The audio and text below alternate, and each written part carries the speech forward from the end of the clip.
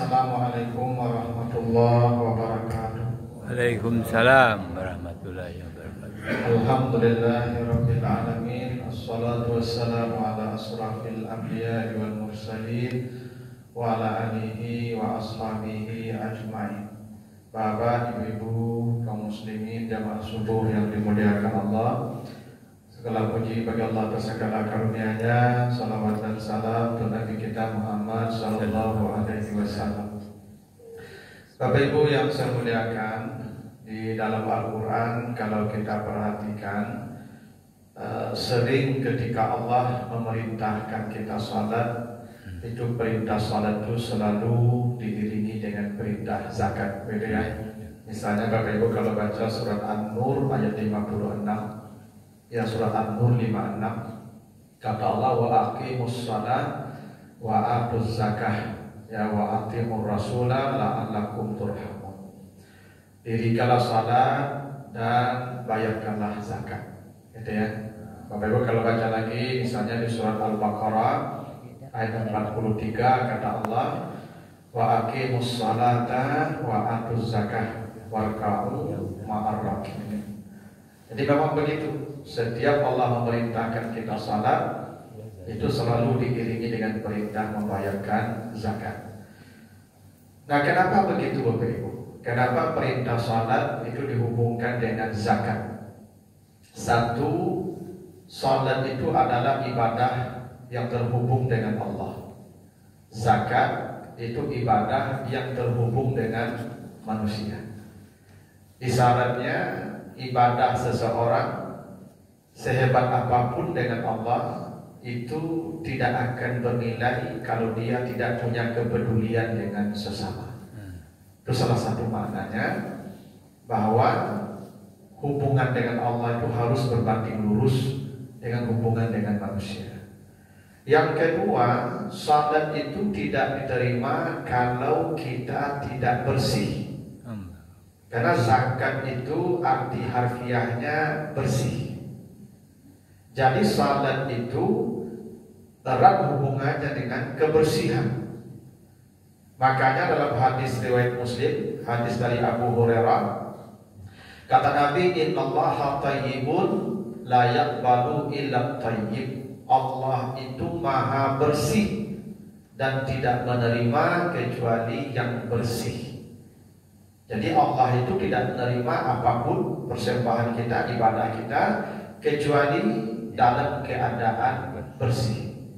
Nah, kalau Ibu kita akan lihat apa saja kebersihan yang terhubung dengan salat. Ya, apa saja kebersihan yang terhubung dengan salat. Pertama adalah kebersihan badan. Bapak Ibu kalau baca Al-Maidah ayat yang ke-6, ya Al-Maidah ayat yang ke-6 dan surah An-Nisa 43. Kata Allah, ya ayyuhallazina amanu idza qumtum ilas salati faghsilu wujuhakum wa aydiyakum ilal marafiqi dan seterusnya. Kalau kamu hendak mengerjakan salat, kata Allah, basuh dulu wajahmu, tanganmu, ya sapu kepalamu dan kakimu. Kata Allah begitu. Kalau engkau hendak salat, artinya berwudu, basuh tangan, basuh wajah, basuh kaki, bersih itu. Jika kamu junub, wa in kuntum junuban, kalau kamu junub, fattaharu, tidak boleh salat kecuali mandi. Mandi junub maksudnya. Apakah junub karena haid ibu-ibu, ataukah junub karena keluar sperma laki-laki, ataukah junub karena berhubungan keluar atau tidak spermanya, maka mandi. Ini kan menunjukkan salat itu harus dimulai dengan kebersihan. Itu kenapa Bapak Ibu kalau baca kitab fikih selalu bab satunya taharah, bersuci. Karena memang salat itu tidak diterima kalau tidak suci. Nah, makanya wudu itu bersuci dari hadas besar. Makanya Bapak Ibu kalau sudah mandi junub itu boleh tidak wudu lagi, ya langsung salat. Ya, kalau mandi junub ya Bapak Ibu kalau mandi junub langsung saja salat dan usah berwudu karena dua-duanya sudah suci. Yang berwudu suci boleh salat, yang mandi junub suci boleh salat.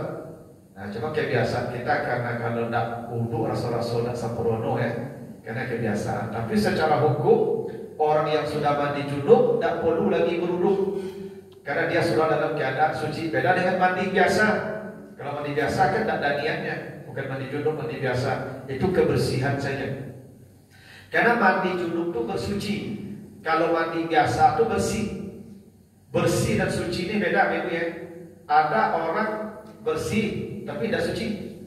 Ada orang suci tapi tidak bersih. Misalnya Bapak Ibu ke sawah, mencampur di sawah, baru duduk badan tuh, baju tuh bau duduk, tuh langsung salat. Boleh tak boleh? Karena Bapak Ibu suci walaupun tidak bersih. Tapi ada orang junub nih, dia mandi di kolam yang tak mengalir airnya. Kalau di hotel ada kolam mandi bak lalu tuh, namanya itu batal. Nah, yang boleh kabel mandi itu. Nah, misalnya dia mandi di situ sudah junub di kolam tuh. Dia bersih, mungkin bersabun, tapi tidak boleh salat karena tidak suci. Karena salat suci mandi di air yang mengalir. Tidak boleh mandi junub di air yang tidak mengalir. Ya, walaupun dia bersih tapi tidak suci. Karena salat itu syaratnya suci. Fattaharu. Ya. Tadi di surah Al-Maidah tadi syaratnya kalau engkau salat berwudu kalau hadas kecil, tapi kalau kamu berhadas besar junub fattaharu, bertaharah. Maksud fattaharu adalah mandi junub. Itu diantara bentuk kebersihan badan yang diperhatikan ketika salat. Misalnya dalam hadis Abu Hurairah, hadis Bukhari, kata Nabi, laula an asukha ala ummati la amartuhu bisiwak ma'a kulli salatin. Kalaulah tidak membebani umatku, kata Nabi, saya wajibkan menggosok gigi setiap salat, siwak namanya. Jadi Bapak Ibu, menggosok gigi itu hukumnya hampir wajib setiap salat. Itu makanya Bapak Ibu menjelang ke masjid itu memang perlu digosok gigi. Apalagi subuh. Subuh ku namo, pagi ku lain ku. Ya, apalagi malam itu makan jaring, makan pakai. Kadang aku sebagai jamaah aku tidak sensitif ke bau namo. Ya, malam lah lain apa bangunnya makan lah dan bangun-bangun. Nah, pagi gigi tidak bergosok. Itu dah kakek-kakek ke masjid. Nah, di boleh masjid aku dah ke ulang. Ya, mereka sujud, mereka pas baca tasbih itu subah itu apa kacang itu di. Makanya Bapak Ibu tolong pastikan setiap salat kalau bisa nih gosok giginya. Kadang-kadang ini bau namu apa kan? Kadang-kadang Jawa adalah akrab bau namu, beda bau nasu ini.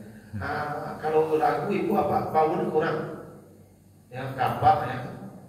Tolong ambil kapak mau ibu coba apa ya? Oh pagi ibu juga gosok aja. Memang begitu ya. Karena Nabi begitu.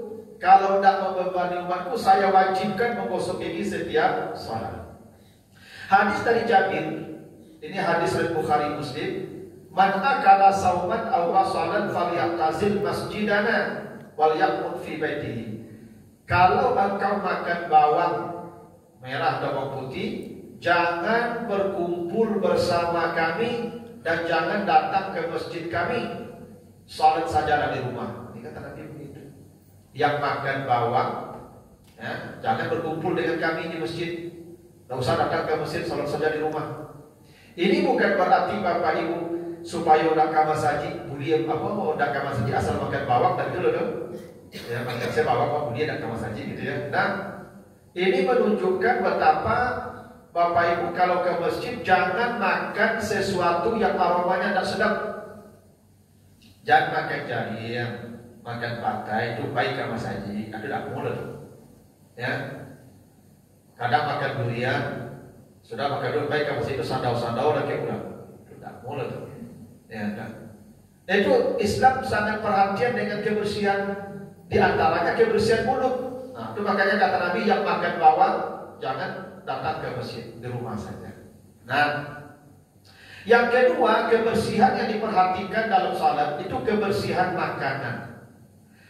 Dalam hadis Ibnu Majah kata Nabi begini, man syariba khamran la yaqbalu salatahu ya arba'ina yauman. Siapa yang minum khamar walaupun seteguk, Allah tolak ibadahnya 40 malam. Jadi kalau yang minum khamar kata Nabi 40 malam salatnya ditolak. Ya. Man akala luqmatan minal haram, siapa yang makan sesuap yang haram, layak walu salatahu arba'ina yauman, ditolak pula salatnya 40 malam. Bapak Ibu, kenapa yang minum khamar, yang makan haram ditolak salatnya 40 hari malam? Karena badannya kotor. Karena makan minum ini Bapak Ibu akan menjadi darah daging. Dan itu mengalir di tubuh kita 40 hari namanya tuh. Itu kenapa yang minum khamar ditolak salatnya 40 hari, karena badannya bernajis selama 40 hari itu. Kenapa yang makan haram ditolak salatnya 40 hari? Karena memang badannya kotor. Makanya Bapak Ibu jangan anggap ringan masalah makan minum ini. Hati-hati masalah makan minum ini. Karena yang haram itu kalau dimakan 40 hari itu. Ya, itu makanya Bapak Ibu sebahagian ini tidak haram ya. Sebahagian kawan-kawan majelis misalnya dari jamaah tabligh itu mereka tidak mau makan lele itu. Lele itu bukan haram, dia boleh. Cuman lele itu dia makan bangkai dan kotoran, najis makan di lele itu. Ya kan? Lele itu kalau kayak Bapak Ibu makan, ini baiknya nih karantina dulu di air bersih 40 hari. Iya kan 40 hari tadi. Makan dan minum itu mengantarnya 40 hari. Itu makanya yang minum khamar 40 hari salatnya ditolak. Yang makan yang haram 40 hari salatnya ditolak. Ya tidak masalah kalau ulama sepakat lele itu halal. Cuma tidak tayyib. Karena kita diperintah makan itu bukan hanya halal, halalan, tayyiban. Coba nanti Bapak Ibu baca di surat Al-Baqarah 172. Ya, Al-Baqarah 172. Ya ayyuhallazina amanu kulu min thayyibatin ma razaqnakum washkuru lillahi in kuntum iyyahu ta'budun. Hai orang-orang yang beriman, jika engkau hendak beribadah, makanlah yang baik, bukan yang halal. Bukan yang halal. Yang halal dan yang baik itu beda, Ibu. Dan semua yang halal itu baik. Makanya perintah Allah kalau ingin beribadah bukan yang halal, thayyiban, yang baik. Nah, lele itu dia halal, tidak berdosa, tidak ada masalah pakai lele. Cuma dia dianggap tidak baik. Maka kalau baik dia karantina dulu. Kecuali lelenya tidak dikasih makan yang bernajis seperti itu. Saya pernah ke suatu wilayah di Sumatera Barat ini, jadi DPL KKN. Lalu saya mau ke belakang buang air, tanya ke warga, Pak, mana WC Pak? Tuh Pak, sadar, tunjuknya kolam Pak. Kolam ikan. Di hati itu ada pondok nenek. Aduh, sampai pengajar tadi ada dari kolam tu Pak. Jadi kolam dia Pak bayi SMP. Baru duduk ikan orang hadap di bawah. Kiranya ikan ku apa dia Pak? Kalah orang masuk pondok tu. Aku memang tak makan itu. Itu dia lagi makanan ikan itu tidak boleh.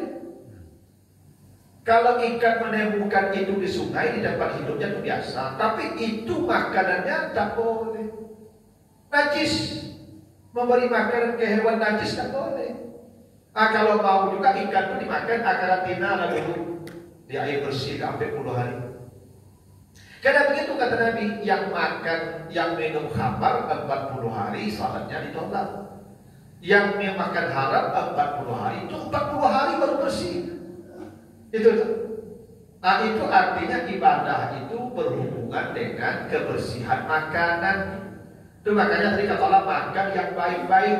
Nanti Bapak Ibu baca lagi di Al-Mu'minun 51 itu. Jadi Al-Mu'minun 51. Kata Allah, ya ayyuhar rusul, kulu minat thayyibat wa'malu salihan. Wahai para rasul, makanlah yang baik-baik dan beramal salehlah. Nabi itu bego, amal beliau tidak ada yang menandingi hebatnya bego. Salat beliau. Kenapa amal Nabi itu hebat? Ternyata makan Nabi itu selalu thayyibat, bukan halal. Makanya Nabi tidak pernah memakan zakat. Nabi tidak pernah menerima zakat. Kalau hadiah Nabi terima, kalau zakat tak. Kenapa zakat Nabi tidak pernah makan zakat? Karena zakat itu daki harta. Orang makmuknya zakat, dia harap turun kumuh, dia makmuk zakat. Allah Akbar. Ya karena begitu konsekuensi harta, kalau banyak pasti ada yang haram di dalam pindah itu. Makin banyak harta, makin besar potensi haram di sana tuh. Ya lalu keduanya bego. Mengecek kalau banyak, ada potensi bohong. Ya bicara kalau banyak, ada bohong bego. Harta kalau banyak, terselip yang haram di sana. Nah supaya bersih, dikeluarkan yang haramnya itu. Coba itu filosofinya tuh. Itu makanya di surat At-Taubah 103, untuk apa zakat dikeluarkan? Tutahhiruhu, mensucikan harta. Berarti harta yang dikeluarkan itu kotoran tuh. Dengan yang kotor dikeluarkan, tinggal yang bersihnya, kira-kira begitu. Makanya Nabi tidak makan zakat. Halal zakat itu. Coba Nabi tidak makan zakat. Kenapa? Karena Nabi makannya at-thayyibat. Kenapa? Ibadah hubungannya dengan itu. Bapak Ibu kalau makan yang tidak baik, apalagi yang haram, ibadah akan baik. Percayalah. Makannya kalau tidak seleksi, ibu apa-apa kalau tidak seleksi jom makanan, ibadah tidak akan baik. Coba hukum ibadah itu dia makanan itu. Ya, kalau balik saya langkah kaki baik ibadah, beresok makan tu salah makan. Ya. Kalau Satyo menangkan ceramah lalu panjang. Aduh beresok lah makan, setelah makan. Ya kok sekali-sekali dan kalau mungkin ada lagi, kus bimba aja orang ceramahnya lalu, siap kalau ceramahnya lalu, terus salah makan mungkin juga. Tanang hatinya besar. Ada mungkin tanang hati dia udah. Tapi kalau terasa balik ibadah itu membego, periksa makanan. Karena ternyata ibadah itu hubungannya dengan makan. Maka kalau salat kita tidak maksimal, malas salat, tidak ada semangat mengerjakan salat, periksa makanan. Karena hubungan salat dengan kebersihan makanan. Kalau bersih makanan, salat berkualitas. Itu pasti. Itu kenapa salat dihubungkan dengan kebersihan makanan tadi. Yang minum khamar 40 hari salatnya ditolak. Yang makan yang haram 40 hari salatnya ditolak. Jadi salat bukan hanya memperhatikan kebersihan badan, makanan pokok. Yang ketiga, apa kebersihan yang diperhatikan oleh salat? Kebersihan pakaian. Coba perhatikan surah Al-A'raf 31. Al-A'raf 31. Ya bani Adam khuzu zinatakum inda kulli masjidin. Wahai anak-anak Adam, pakailah pakaian yang bersih dan indah setiap engkau salat ke masjid. Begitu perhatiannya salat dengan penampilan. Bapak Ibu kalau baik ke Mas Haji, lagi ibu, jangan daster mandal berkaringin jadi pakai suku Mas Haji.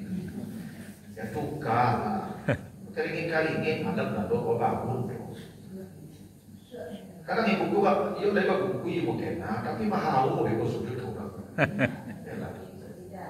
Ya biasa kan ibu kalau pakai masa itu buka baju ibu tuh kadang daster tadi ibu sedang masak di dapur jadi lama masak kan jatuh di karingin. Atau baru bisa ibu kena baju.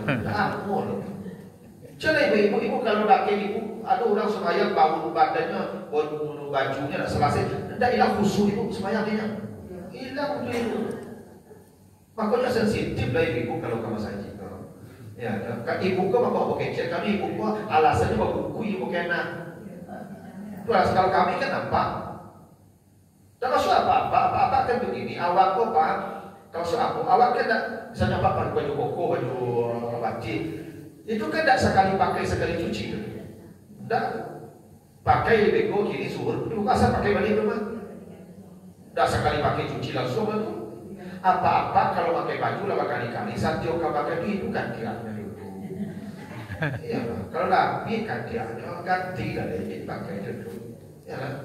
Karena dia mengganggu. Saya sering ingatkan dulu kalau lagi anak-anak muda yang bakal rajo di luar rumah. Kadang anak-anak kerajonya di luar bakal ini itu. Kadang payah semua yang buka masa ini baju kerajo di bawah. Dah ganti lah. Kalau payah kerajo buat baju ganti. Kalau payah masa ini ganti.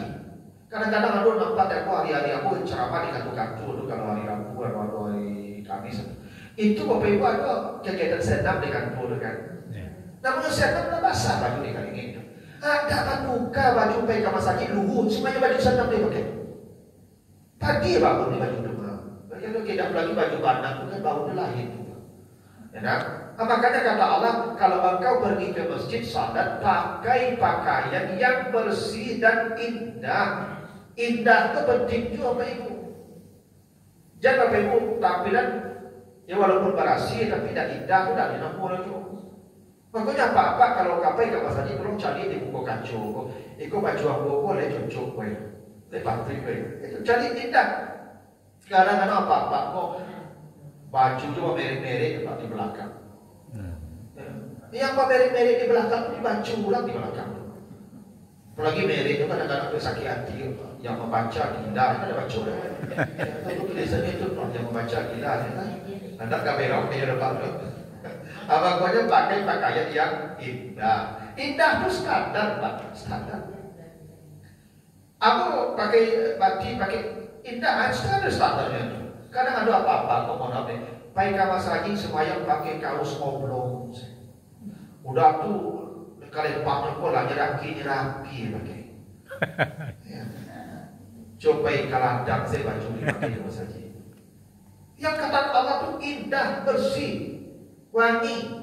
Itu kebersihan. Itu yang kebersihan pakaian ini penting untuk kita perhatikan kalau baik kamar saja, terutama subuh. Wajar baju lalu bakal ini itu dipakai. Gantilah. Kalau ibu mau nak mandi ke masa ini subuh, baju itu ganti. Ya, apalagi mohon maaf nih ibu yang agak badan itu biasanya kali ini banyak lalu.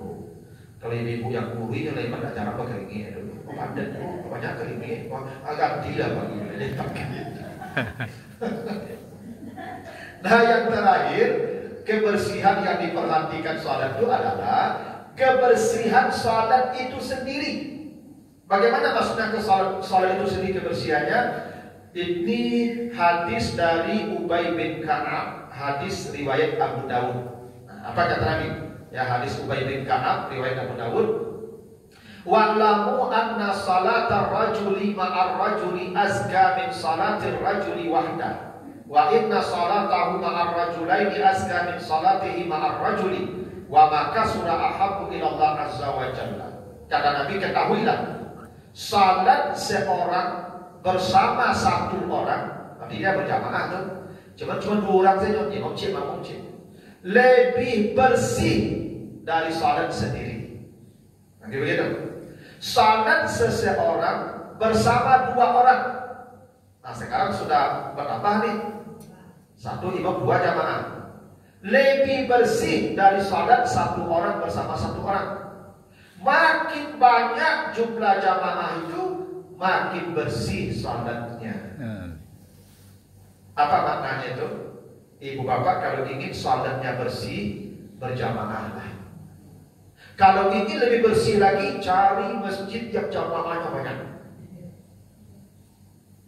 Karena begini ibu, ini kaidah fikih ya. Air ini kalau masuk ciri cacat, masuk kotoran hewan nih, ini sudah bernajis namanya, udah najis, tidak boleh lagi dipakai, tidak boleh lagi diminum, najis. Kalau ingin mensucikan air ini, jangan pakai alat-alat teknologi, tidak akan suci dia. Cara mensucikan air yang bernajis, kumpulkan dengan air lain. Masukkan ke air lainnya. Nah, kalau dia sampai 2 bulan, ambil balik minumlah, pakailah, dia sudah suci. Kenapa? Karena berjamaah. Makin banyak jamaah air itu, makin suci dia. Itu makanya air laut tidak bisa lagi dikasih najis. Bapak Ibu membuang bangkai berkontainer-kontainer ke lautan itu, lautan tidak akan dinajisi. Kenapa? Jamaahnya terlalu banyak. Maka salat berjamaah itu makin ramai jamaahnya, makin bersih salatnya. Karena begini dulu, Bapak Ibu kalau salat pasti macam-macam tekanan kan? Macam-macam tekanan loh. Bapak Ibu salat Bapak Ibu kalau berjamaah itu akan dihitung oleh Allah dengan salat imam. Itu makanya imam ini salat jadi imam apa? Yang paling baik bacaan Qurannya, yang paling banyak hafalannya, yang paling alim orangnya, yang paling dulu Islamnya, yang paling dulu hijrahnya, yang paling baik akhlaknya, imam yang paling hebat. Maka salat Bapak Ibu nanti akan dinilai dengan salat imam semua. Kalau salat imamnya tidak baik, boleh jadi salat imam itu nilainya cuma 60. Allah akan mencari di saf pertama siapa yang paling baik pula salatnya. Oh, tidak ada juga. Allah cari di saf kedua siapa yang paling baik amalnya. Itu makanya makin banyak jamaah makin bersih salat. Karena Allah akan mencari siapa di antara itu yang paling bersih salatnya, maka semua diukur dengan itu. Itu hebatnya berjamaah ini. Sama gini, Bapak Ibu kalau beli buah cie-cie, Bapak Reso tak buah, Bapak Reso. Balu ada tidak ganti. Tapi kalau Bapak beli buah sakarung atau soto, Bapak Reso cie-cie. Nah, tadi yang busuk tak apa-apa, yang elok banyak. Maka yang dilihat yang itu yang elok pun yang busuk cikgu dulu. Maka yang begitu masalah berjamaah. Makin banyak kita berjamaah jumlahnya, makin bersih salat kita. Itu makanya ada aturan dalam fikih itu, misal di masjid Ikhwan sumayang tak pek waktu sudah azan di kamar, tapi jamaahnya 10 aja.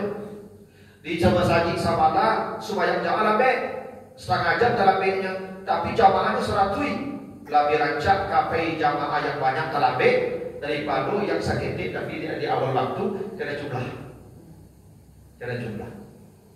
Karena kata Nabi, makin banyak itu jumlah jamaah, makin bersih salatnya. Itu kenapa kita disuruh salatnya berjamaah, supaya salat kita bersih. Tuh. Karena Bapak Ibu kalau sendiri itu teliti malaikat,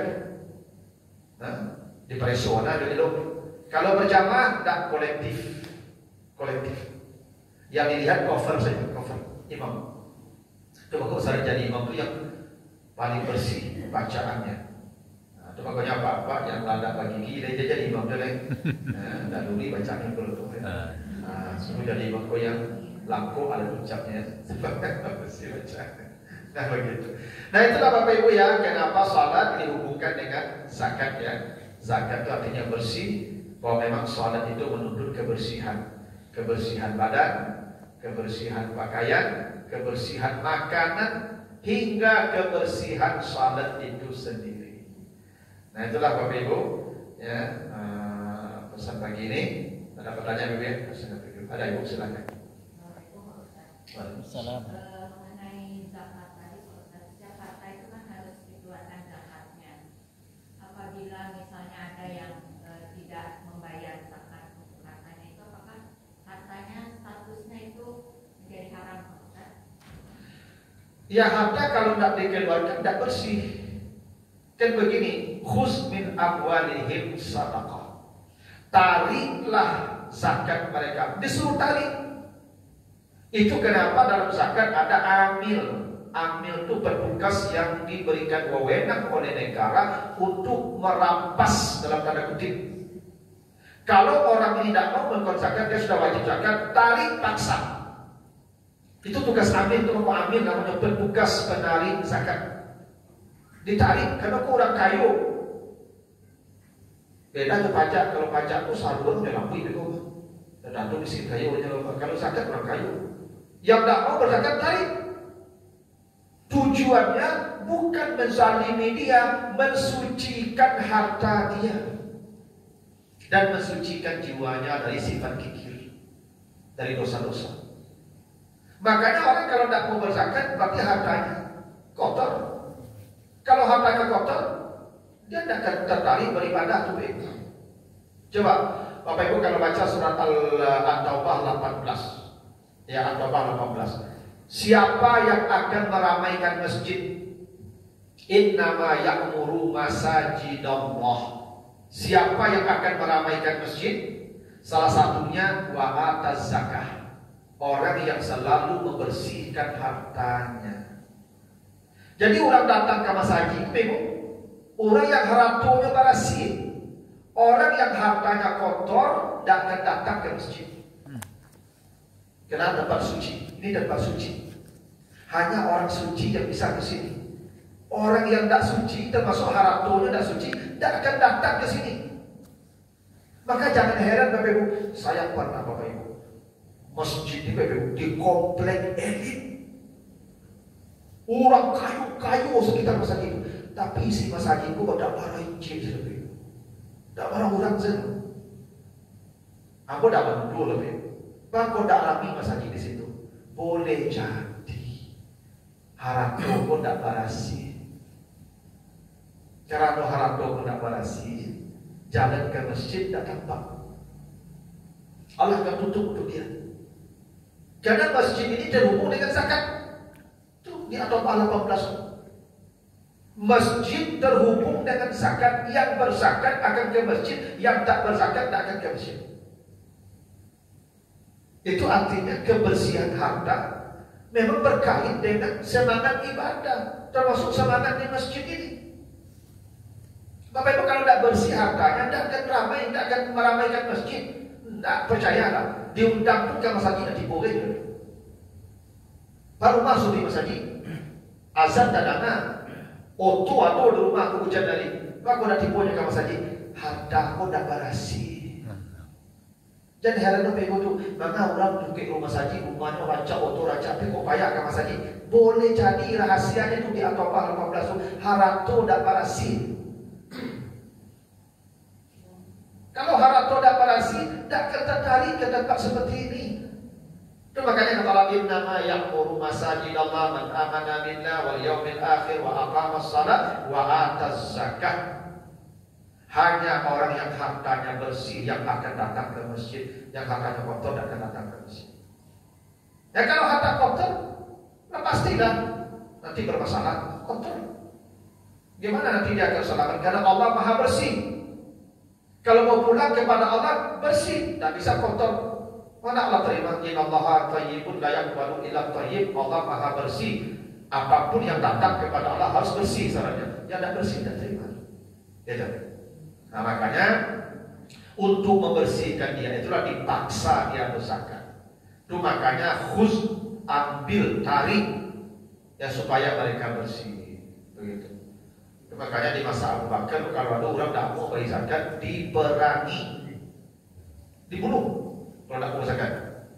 Itu karena begitu apa namanya itu ya Islam menjaga kebaikan orang itu bukan untuk menzalimi dia, membersihkan dia. Karena prinsipnya dari itu, kalau harta terlalu banyak, nyo pasti yang haram tak saleh. Tak ada cipindahnya loh Ibu. Asal banyak harap itu yang haram tak saleh. Walaupun tak banyak, tapi tak saleh yang haram di situ. Ya. Nah, itu makanya kalau Bapak Ibu harap itu sakit kok hisapnya gampang.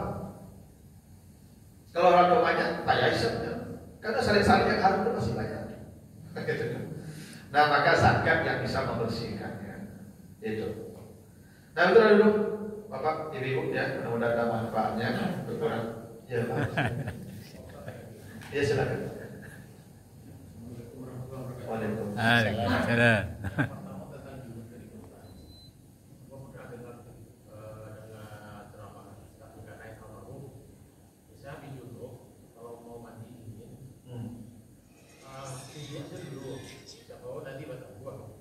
Jadi kalau dia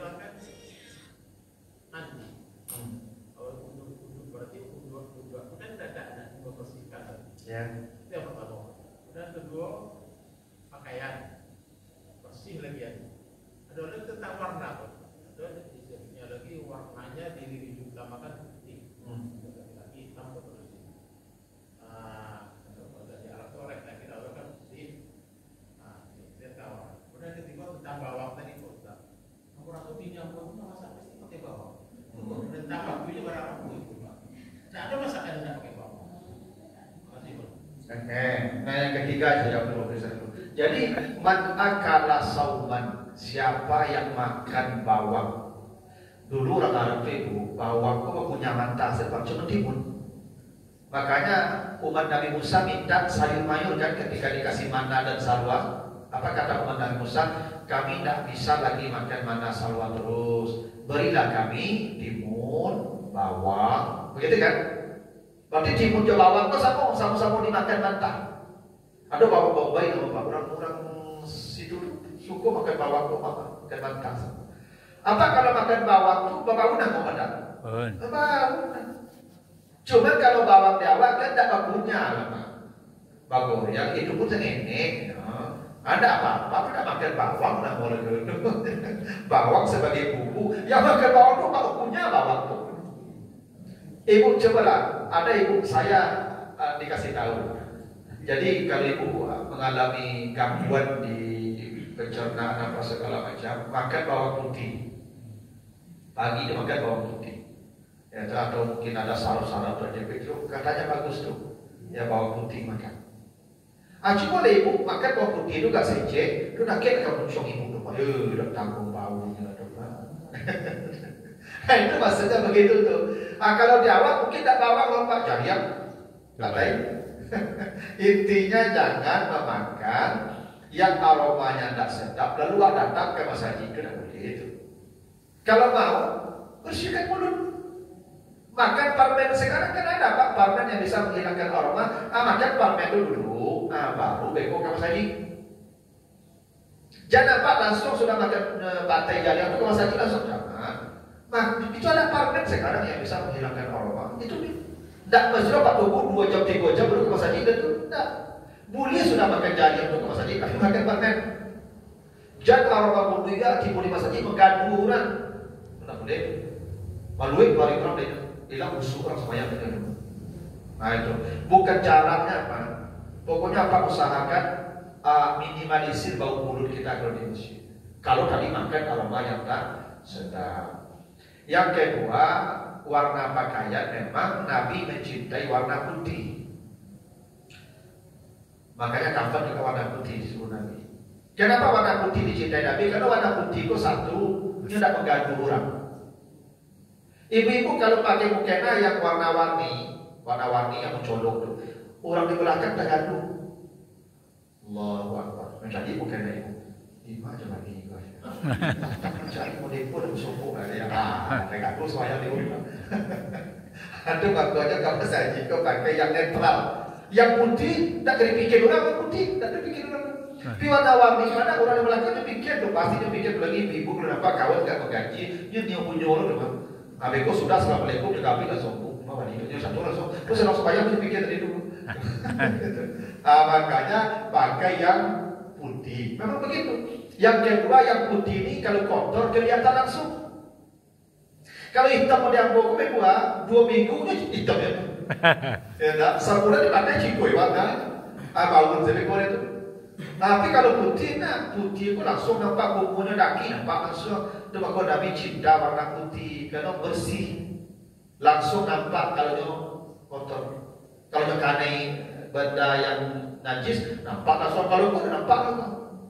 Kan deteksi najis kan 3. Lihat warna, itu nomor 1 lah.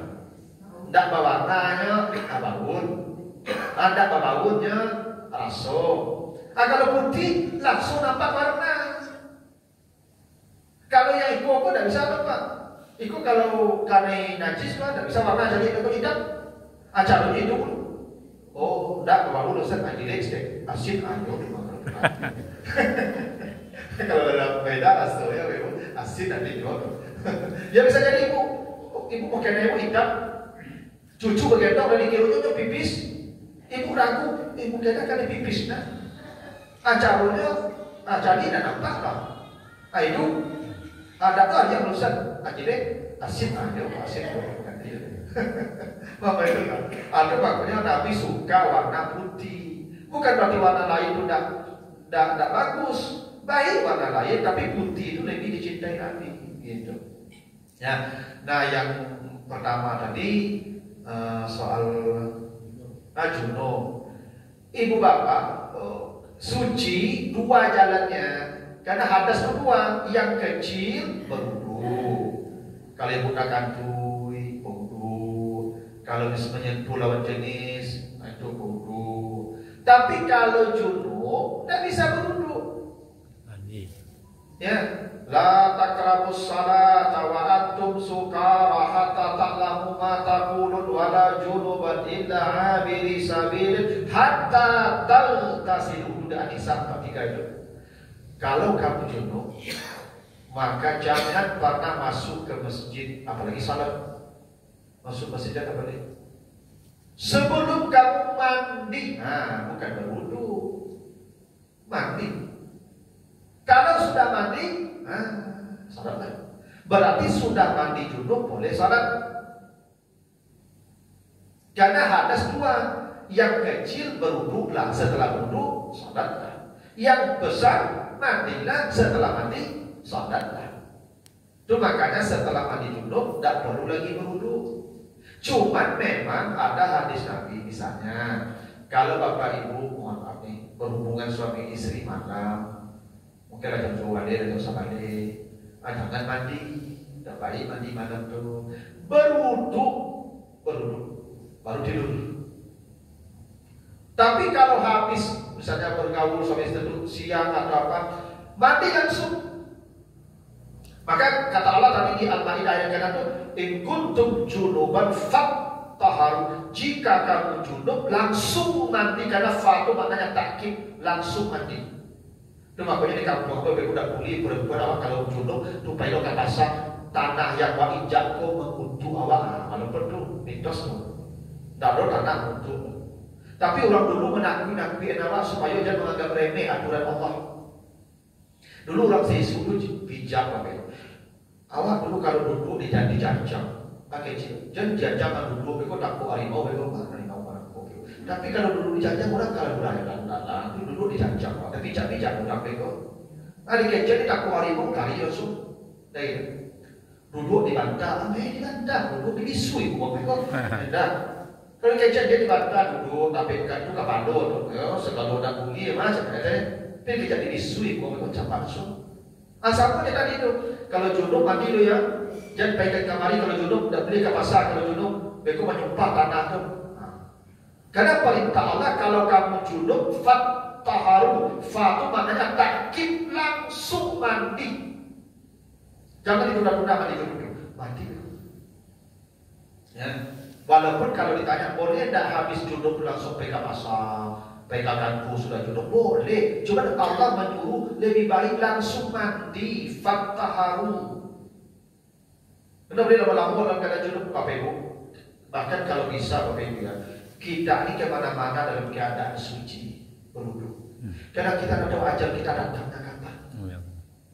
Tidak tahu kita mati kita kapan.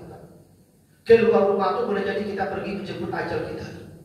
Kalau kita sudah berwudu keluar rumah, kata Nabi apa? Ada orang dibawa ke surga tanpa ditanya. Amin.